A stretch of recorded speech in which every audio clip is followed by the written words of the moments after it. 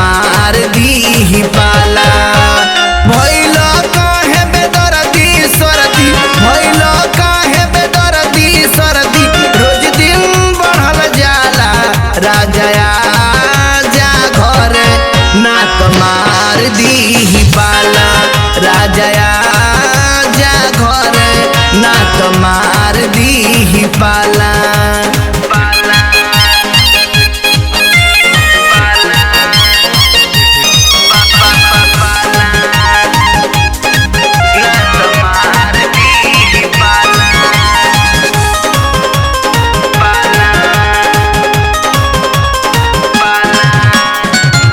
रेंगनी के काट जैसे गोरेला से जरिया, रेंगनी के काट जैसे गोरेला से जरिया। ना जाने कहाँ चली गईले सवरिया, गईले सवरिया। बिरह के आग सैया, बिरह के आग सैया हमसे न सहाला। राजा आजा घरे ना तो मार दी पाला। राजा आजा घरे ना तो मार दी पाला।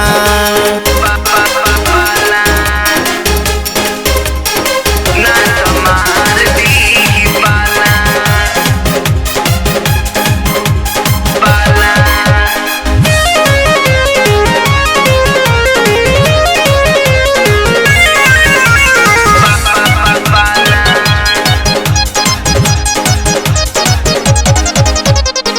महेंद्र श्यामानंद जी तनी समझा दी। महेंद्र श्यामानंद जी तनी समझा दी।